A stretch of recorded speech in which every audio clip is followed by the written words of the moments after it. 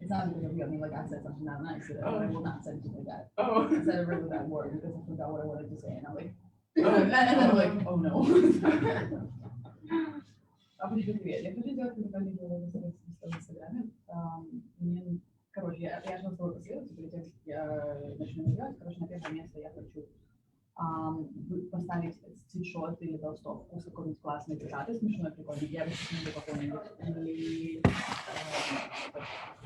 или с картинкой. Вот, на второе место я хочу, помнишь, что Rabbi Shloma, у меня она открывает на кроссовках, есть такая фигня, как строительная, как штука, как бирка. Вот, короче, уже такие сделал с экшенами, и там 3 штуки можно у него купить разных цветов за 18 евро. Вот, и я хочу, может, на второе место будет, ну, типа 3 можно будет, а на третье, две коробки с Камила предлагает, чтобы просто эти 3 штуки разыграть, и все. Что ты думаешь? Мне Good morning. Good morning. Morning.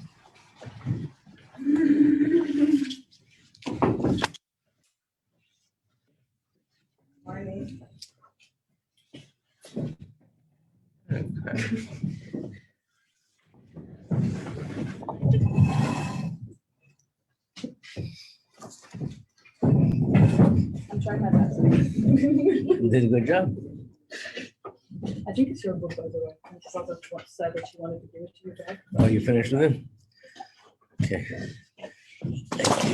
Thank you. Thank you so much.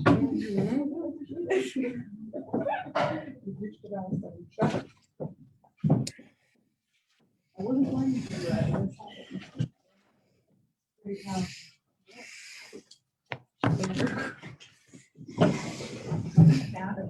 Right here.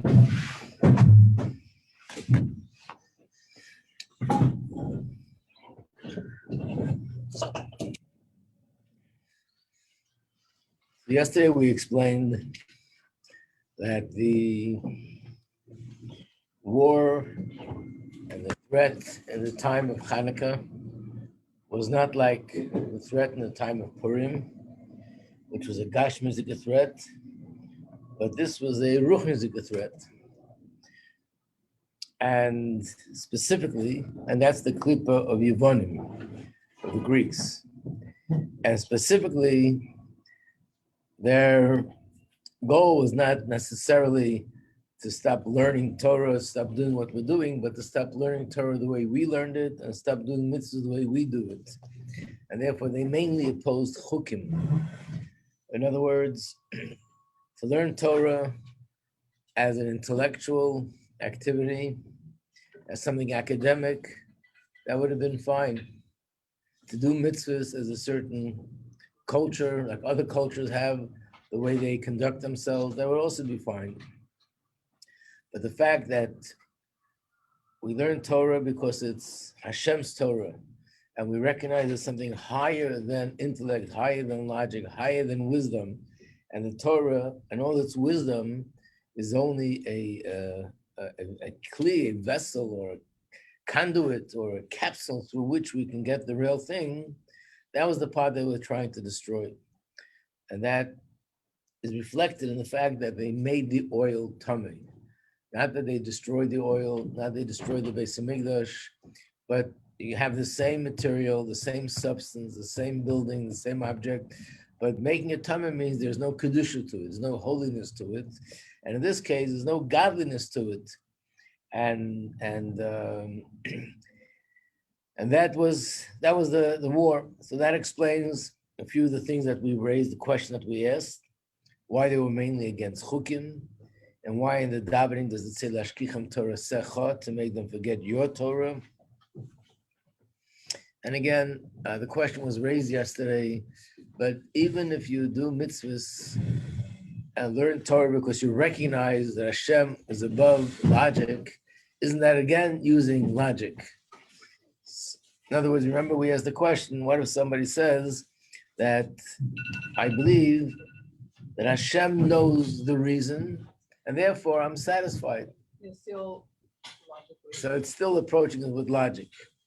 So someone asked the question, I think it was Chava. So what if a person says Hashem is above reason and I understand that, so it's still going back to logic. My logic is telling me that Hashem is above reason. No, but the difference is like this, that when I say that there's a reason to it and there's logic to it, that means it is consistent with the rules of logic.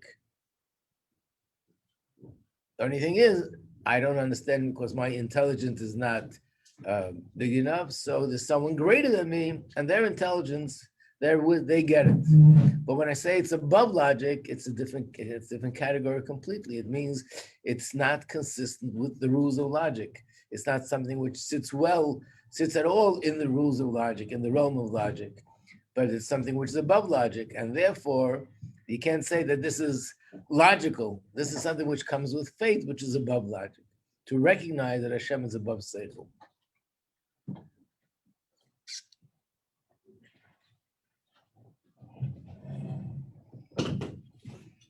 So this explains another question. One of the questions we asked is, why isn't there something to commemorate the victory of the war? In fact, I would think that comes first. If we think at the chronological order of things, they lit the menorah and they had a miracle with the oil. They also had a miracle that they were able to defeat this huge army. Which miracle comes first? And not only chronologically, but that's the only way it could happen. The only reason they were able to go into the Beis Hamikdash and light the menorah and take over the Beis Hamikdash was through the war. They got rid of the enemy.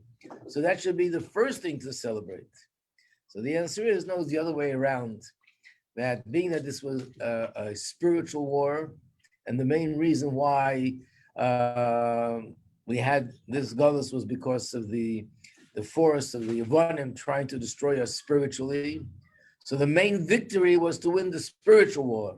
Once we were victorious spiritually by the Yidden standing up to them, then naturally and automatically we ended up winning the physical war in a miraculous way.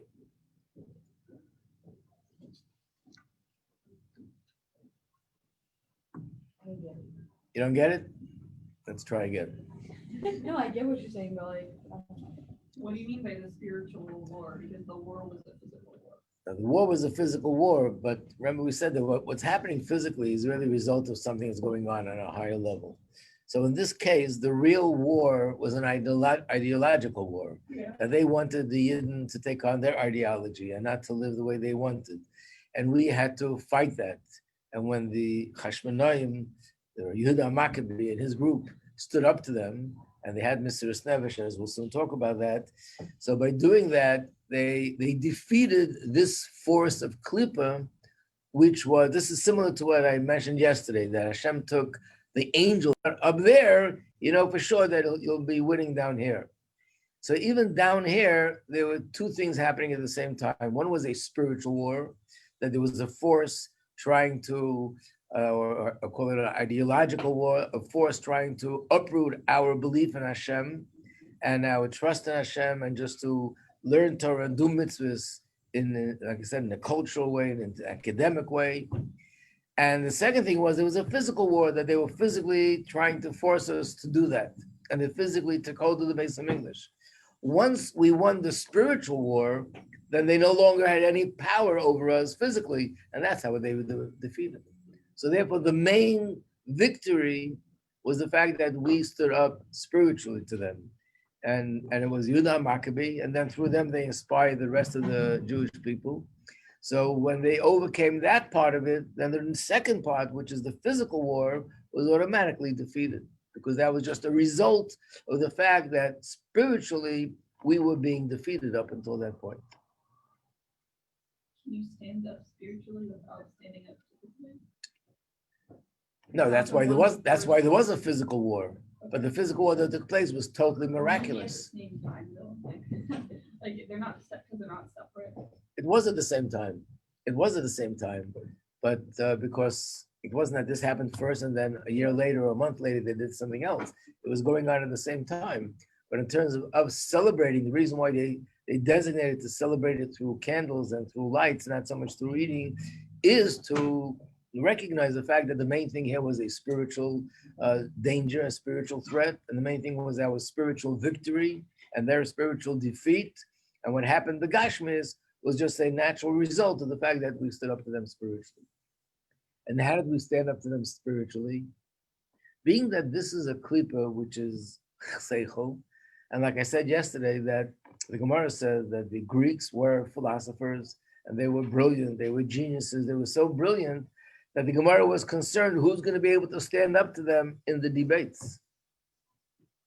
So the way to fight this war is not by using pure logic, because you have a reason and you have a way of understanding things one way, and they're going to present a way of understanding it a different way. So logic and intellect and wisdom is not going to win this war, because there's wisdom on both sides. It has to be something in me that's deeper than wisdom, higher than wisdom, and that connects to Hashem, who is above wisdom. And what is it that's in our neshama? There's also different dimensions. There's nefesh, ruach, neshama, and chaya. But the deepest part of the soul is beyond logic, and our connection to Hashem is deeper than logic, and that's the Yechidah. And that's why its connection is unconditional. So what happened at that time was that the Yehuda Maccabee and the people who fought, they revealed their personal Yechidah. And with the power of Yechidah, they were able to overcome this threat that was coming from Chochmah of Klippa. So we need to point out another thing, like what they did was Mesiras Nefesh. In other words, to have a handful of people stand up and fight a war against a huge army, huge trained army of the Greeks, as it was in that time, is not something which anybody, no general in the world, and no logical person in the world will tell you that you have a chance. No way. It's impossible. It's just the numbers don't match. And not only the numbers, this is a trained army, and these are just a bunch of fighters, freedom fighters, you want to call them. But there's no way you can stand up to this huge army. So the whole thing was miraculous. But from their end, they were basically doing this with Mesiras Nefesh. Like, we're not going to make any calculations. We're not going to take consideration anything that's happening up in Teva. We know that we're not allowed to let them do what they're doing. I think it says, if I'm not mistaken, and I think it's in this booklet that I gave out, that at that time, the majority of the Jews, not some, but the majority of the Jews became Hellenists. And not only that, the Kohanim that were in the Beis HaMikdash, they all were corrupt, and they all became, this was the time of the second Beis HaMikdash, they all joined the group. So it was very powerful, it was spreading, and they stood up to it, yeah. Do you know about what year this was, like roughly? I think if we look in this book, it'll give us exactly the year, not just roughly. It should say, not this booklet, the Chanukah Story, it should be somewhere on the table. It's from the book called Our People. It's not on the table? Oh, it wasn't given out yet.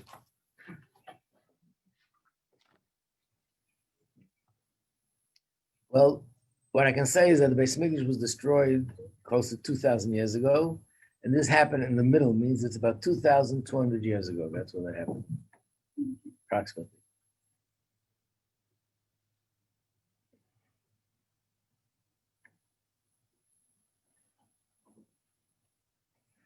So this also explains what's the significance of the fact that they found one jug of oil, and the oil had a seal on it of the Kohen Gadol. So first of all, in general, oil is something which represents the Yechidah. There's actually a Sikha that came out as a book in itself. It's also translated in English. It's called On the Essence of Chassidus. You got it. So that book explains how oil is the essence of everything. It's the essence of Torah, the essence of the neshama, and that's why Torah is compared to oil. The fact that Torah is compared to oil, and Torah is compared to wine, and Torah is compared to water, and Torah is compared to bread, is not just different analogies, but each one represents a different dimension of Torah. And oil represents the essence of Torah, the essence of the soul. And in this Sikha, the Rebbe explains that at length and elaborates on how that is. But here they found the oil.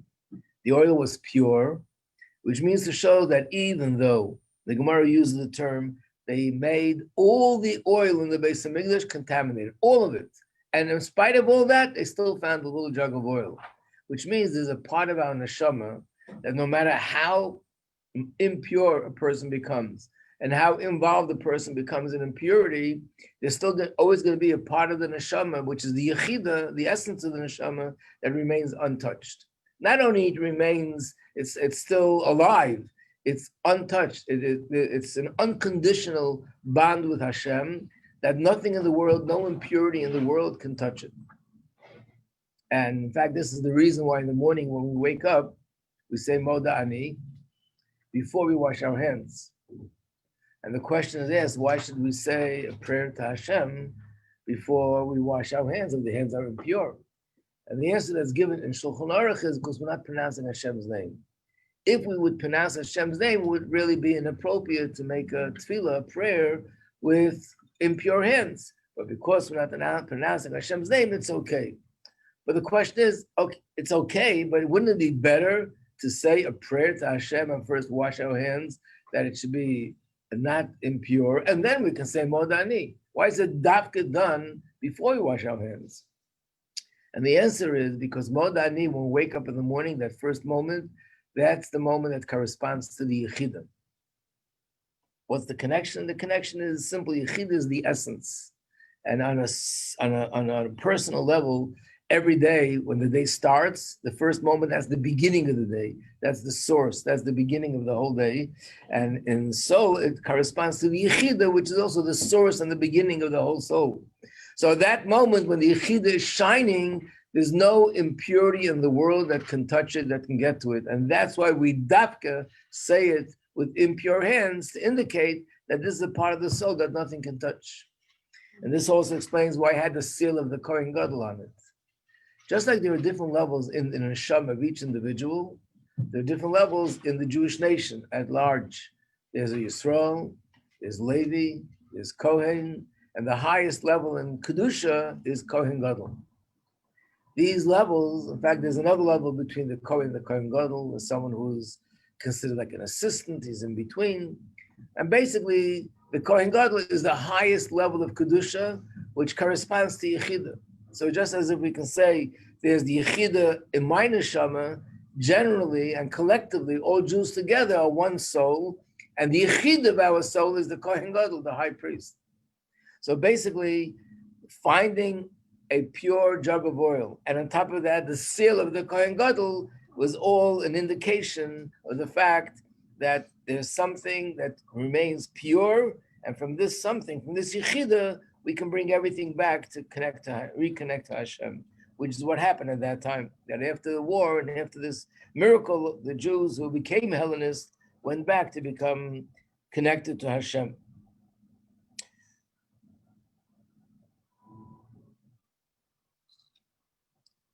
This explains another question we asked. Number 10 was, we asked why Mahadrim and Amahadrim? Remember we said that generally speaking, there's a way of observing mitzvahs according to halacha. Then there's a situation where one could say, I want to go beyond the letter of the law. I want to do more. Sometimes it's appropriate, sometimes not. But if you do that, it's called Mahadrin. In Chanukah, we find something different. There's something called Mahadrin, Mina Mahadrin, which is going beyond. And what is that? If you remember, we learned in the Gemara that according to halacha, you're supposed to light one candle for the whole family. To go beyond halacha is lighting a separate candle for each member of the family. And beyond is not only lighting a separate candle, but each night adding an additional candle. And this had become the normal practice of all Jews, not just great tzaddikim. So one of the ways of explaining is the same thing. When a Yid observes a mitzvah and does it with all his heart and soul, that's the ordinary way of doing a mitzvah. You do the mitzvah and you follow all the laws and you do it the way it's supposed to be done. The fact that a person is ready to do a mitzvah mahadrin, which means to go beyond the letter of the law and to go beyond the requirement of halacha, that has to come from a much deeper place in the neshama. And when a person does a mitzvah like this, mahadrin, mina mahadrin, which is beyond, that comes from the deepest part of the neshama, from the yechida. So again, being that Chanukah is the time that the yechida of the neshama is sort of surfacing, is being revealed, so therefore it expresses itself in the observance of mitzvah in the highest level, which is going beyond the requirement of halacha, and even beyond the requirement of halacha, and that's again a manifestation of our yechidah. So, are we getting a little picture of what's going on in Chanukah? Okay, and why candles, and why why is it all connected to candles, ruchnius?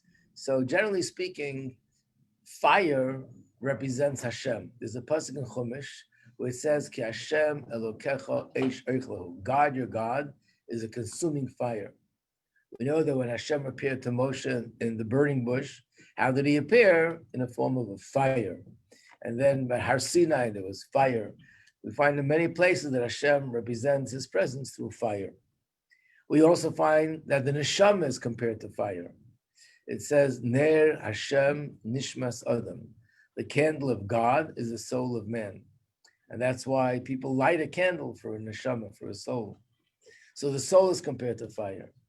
Then there's a pasuk that compares Torah mitzvahs to fire. It says, Ner mitzvah, the Torah or. The mitzvahs are compared to a candle and the Torah is compared to light. So one of the reasons for this is because physically, the one element which is the closest to the spiritual is fire. We have 4 elements, and everything in the world is made up of the 4 elements, which is earth, air, water, and fire. Out of all 4, earth is the most physical, material. Then you have water. The air is not as physical and material, as heavy as earth and water, but it still has some substance to it. Fire doesn't have any substance to it. I mean, of course, fire could, God forbid, burn down a wall, burn down a building, but it has no substance. Wind, for example, air has substance, could push other things out of the way. It wouldn't have substance, it couldn't push anything out of the way.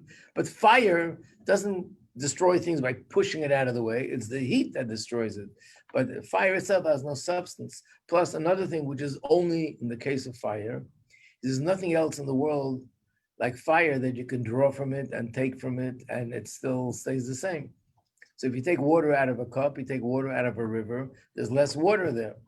If you take anything, any of the elements, earth, air, and water, if you take it out of it where it is, there's less inside. Fire, you can light thousands and thousands and thousands of candles for one flame, and that initial flame doesn't change. It's just the way it is. So we find something about fire that it doesn't have the normal limitations of most things that are physical. And that is because, so fire is considered borderline with the spiritual. It's closer to the closest thing to the spiritual realm is fire. So it represents the neshama, it represents Hashem, represents spirituality. And that's why we represent, we perform the mitzvah of Chanukah with the fire and the oil to represent this victory, which was a spiritual victory, and specifically that it's the deepest depth of our neshama that came out to fight the Yevonim. We needed to bring out the part of my neshama that's above logic, and that's how we're able to fight them, and that's how we're able to be victorious over them.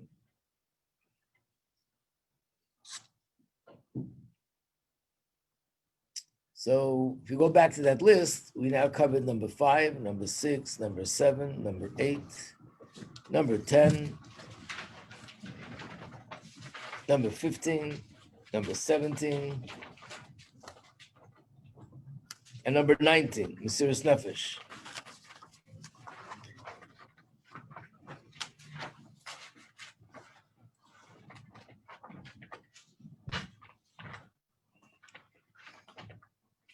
So let's go over to another point related to Chanukah, and that is, there's a lot of midrashim and farshim about just the word Chanukah itself.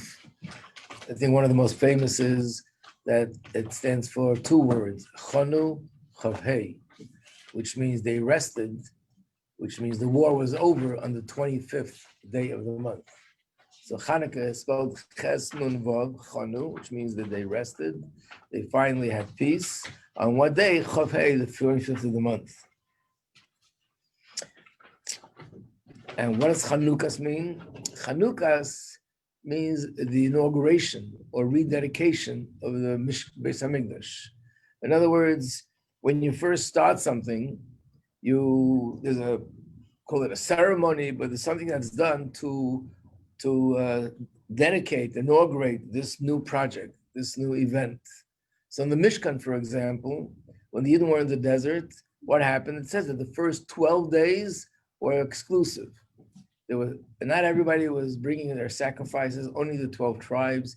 Each day was another tribe, and that was called Chanukah Hamizbeach. Not everyone just 12 tribes. I should say the heads of each tribe. Sorry. Yeah. You're right. The heads of each tribes. In the booklet, I just made a copy of the pasuk in Chumash, where you can see the term, page 14, where it talks about bringing these sacrifices. It says this is called Chanukah Hamizbeach. In English, they translate it as the consecration of the Mizbeach.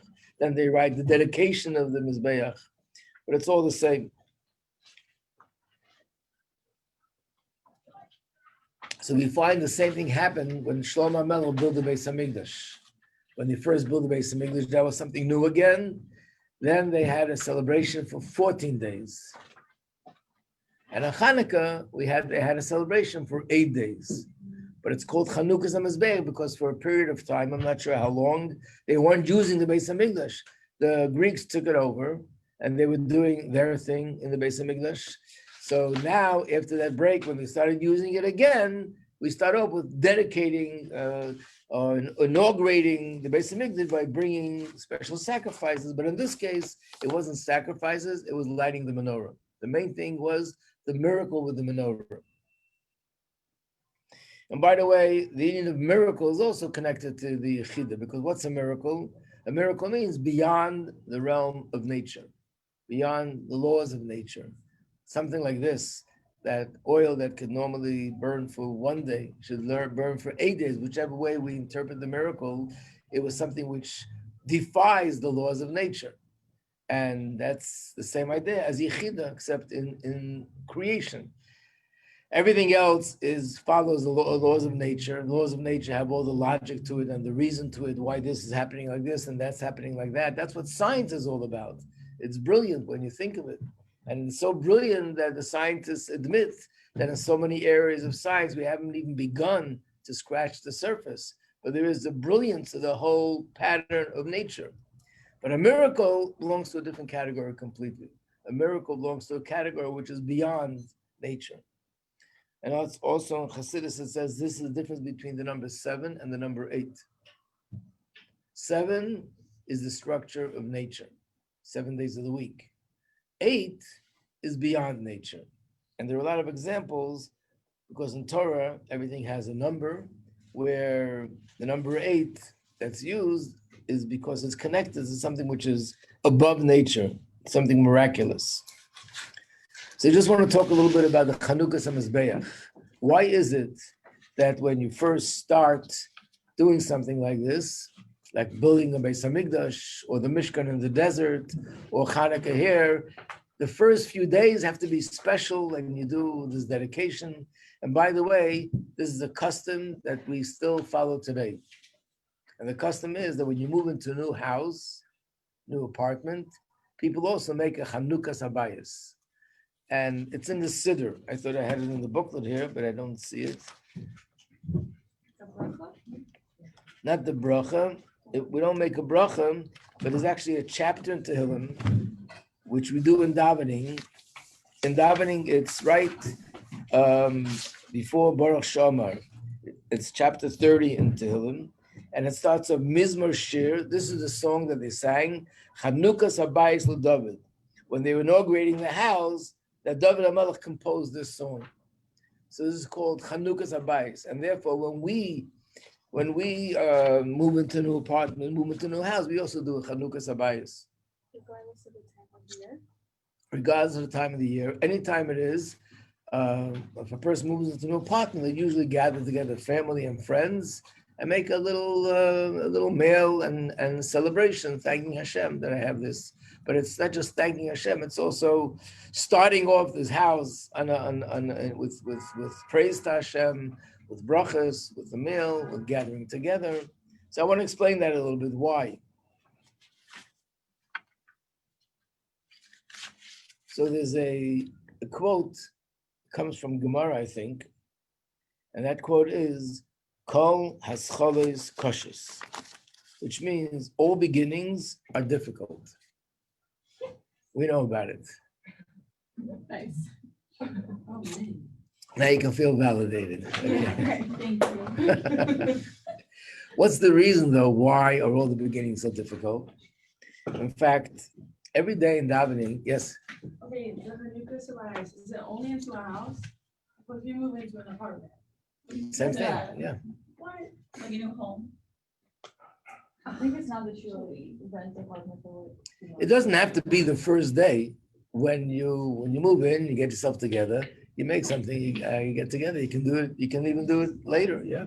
You're Russian. Any excuse for a party, you know. It's like, No, I see it. And then lit, like, yeah. What? Okay, I got it. just make sure to have the popcorn, yeah, okay. Wait, like, would you do that if you moved into the dorm for like a semester or two? Like, does that count? Just out of curiosity. I think that's different because you're part of something which has already been established. Okay. everyone's invited. Okay. 4 months later.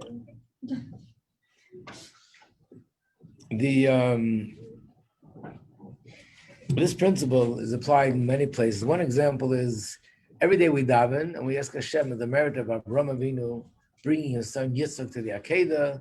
Hashem should have compassion on us, and we've been saying this for so long. We're using this merit of Avraham Avinu, and one of the questions that are asked: what did Avraham Avinu do?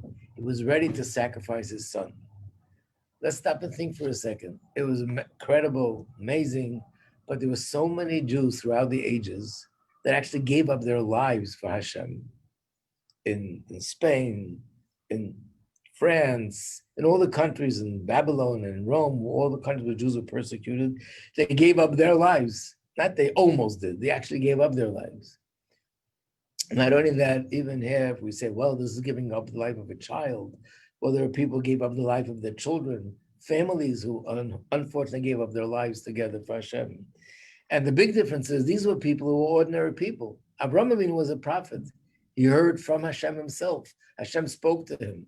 So why? This concept of What? the world before Abraham, there was no concept of. Okay, so that's the answer. That's one of the answers. There's another answer in Tanya. But one of the answers are that he was the first. And he was the first, and therefore, it's different than everything that follows. And the term that's used, I don't think I put it down here, but in Chassidus we use the term in Hebrew, Pasach Hatzina, which means he opened the pipeway, he opened the doorway, meaning to say, imagine you want to get somewhere. Everybody wants to get to this place, but there's a wall that's blocking. And then one person, stronger than everybody else, and is persistent, and eventually makes an opening in that wall and goes right through. And then after him, everybody else goes through the wall and it's fine. So it's true, they're going through the wall, they're following this path, but the one who gets the credit for it is the one who was the first one to sort of break the ice, break the wall. And once they open that gateway, now it's easier for everybody else to follow. So even though everybody in all future generations who had sacrificed their life for Hashem, there's nothing greater than what they did. But after everything's said and done, who gets the credit for all that is Avraham Avinu, because he was the first one.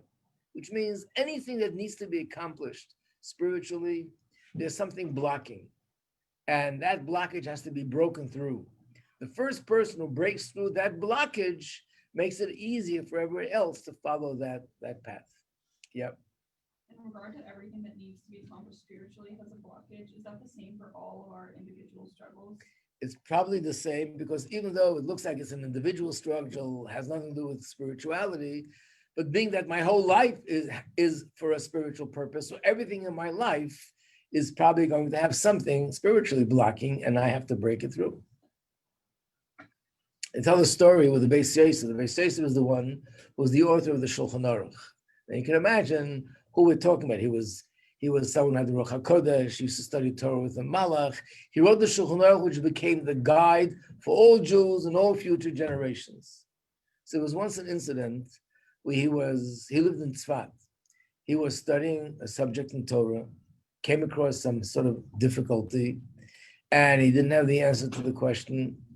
I don't remember exactly, but I think he spent a few days working on it and working on it and working on it. And finally, after a few days, he got it. He was overjoyed. He was ecstatic. He got the answer to the question. Now it all made sense. And then something happened, and he was very disappointed. He was in shul, and there was someone teaching other people. This someone was relatively a regular person, no one in his caliber. And he's teaching people this subject of Gemara, and someone asked this question. And he thought for a second, and he gave the answer. And he's thinking, what? I had to struggle with this for so many days, and he just goes like that and gets the answer. There must be something very wrong with me. In other words, he understood that there's some spiritual blockage in him that he needed so many days to come to this answer, and this simple person got it right away.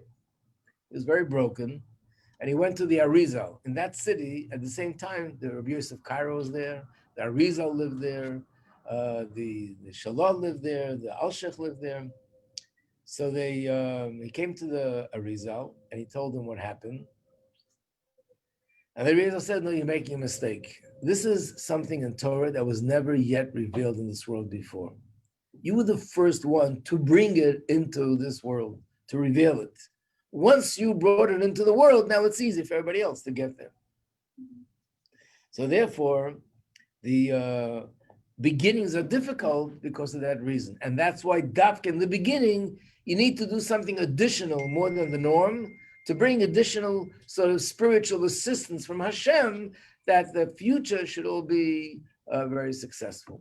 That first beginning needs additional. So in the Beis HaMikdash, it was additional sacrifices. In the Mishkan, it was the additional things that they did in the times of the desert.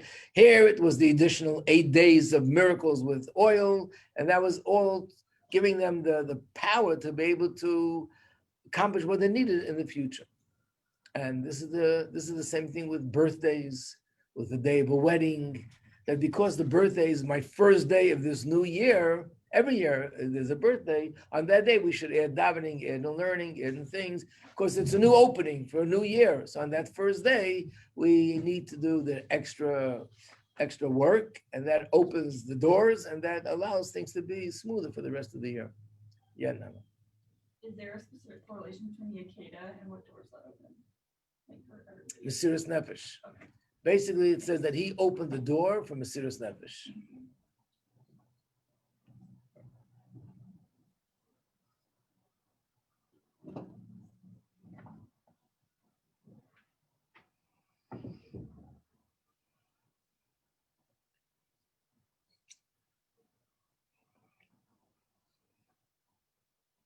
What I'm going to say now has no real connection to the class, but being that we're talking about the subject of Chanukah Mishkan, there's a story with the Tzemach Tzedek. In the city of Lubavitch, there was once a fire, and a lot of houses were burnt down, and the shul itself burned down, and basically they couldn't use it for a very long time. I think almost a year. They had to rebuild everything. And they rebuilt it, especially the shul. The Tzemach Tzedek came to the shul to celebrate the Chanukah Sabayis, what we're talking about now. He sat down. Usually, what does the Rebbe do? He says a mimer, says a Hasidic discourse. Here he sat down and he turned to the Chassidim and said, what would you rather hear, a Hasidic discourse or a story? Never heard such a question before. So they said, probably the Rebbe wants us to hear a story. So they said, we'd like to hear a story. I said, okay, I'll tell you a story. So instead of a mimer, he told him a story. And he said there was a chassid that he had a tenant. And the tenant did not pay rent for an entire year. So the chassid had an order made for him to be evicted. And the tenant was pleading with him, give me another chance. And he said, no, it's a year, no pay. I need this money to support my expenses in the house. What did that man do, the tenant? He went to his Rebbe. His Rebbe was someone called Rabbi Shloma Majeski. he went to his Rebbe, Rabbi Yisrael, and he said to him, your chassid wants to throw me out of the apartment. Could you please tell him not to do it, please? So he calls the chassid and says, give him another chance. Okay, he gave him another chance.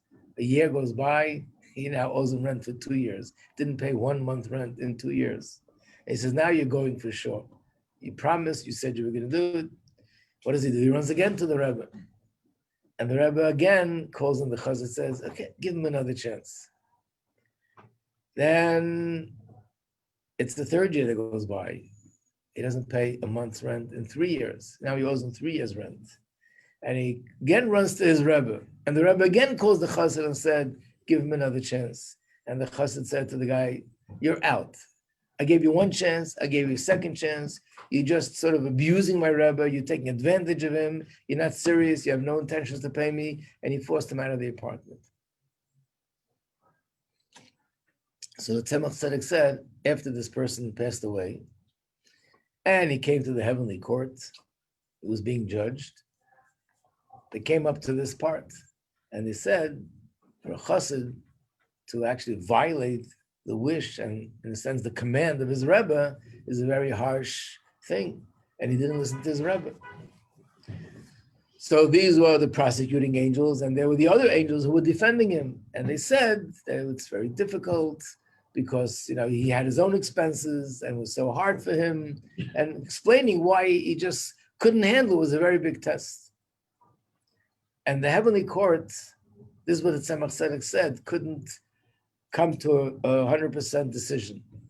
And they said the only one who could really give this verdict and give this ruling is somebody that's living in this world, and that somebody understands the difficulty of finances, and they can make that judgment if he's really guilty or innocent.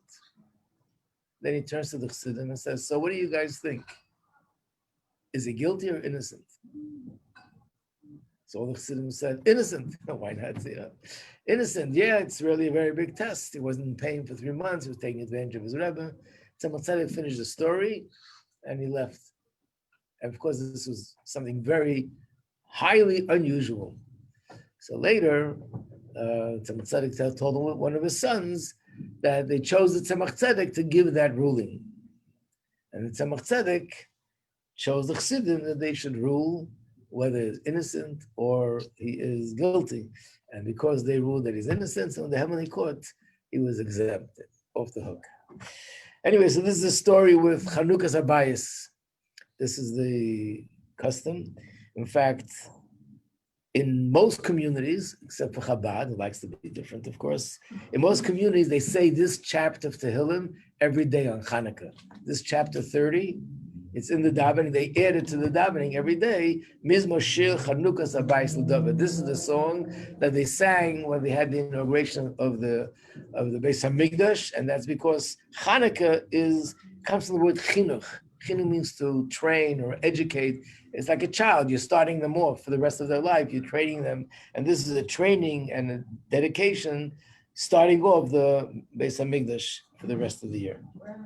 Yeah. Do you mind sharing your train of thought of how that story came into this? Because the occasion, this is the train that I said, I gave a disclaimer in the beginning. Yeah. It's only connected because the occasion was celebrating the Chanukah Abayis of the new shul. There was a big fire and the shul was burnt down, and this is the rededication. Yeah. What about the song that you sing after lighting candles? Who is that? That doesn't have anything to do with this, I don't think, right? It's not in chapter 30. It's not in chapter 30. It's a song that was composed separately, but in that song, they also have words in it that talk about Chanukah, that this is the inauguration of we don't have it in the Siddur because it's not Chabad's custom. There's 2 songs. One song is Haneres Halalu, that's Chabad custom. Oh, that's what I'm saying. The other one, which is probably more known and more popular, which is Mo'as Tzur Yeshua Si. And that song has in it that this is also a time of rededication of Beis Hamikdash. Okay, so see you tonight in the Dom of Mirz Hashem, and I guess we'll continue classes on Tuesday. Have a Freilich Chanukah, everybody. Enjoy. Thank you, Rabbi. Thank you.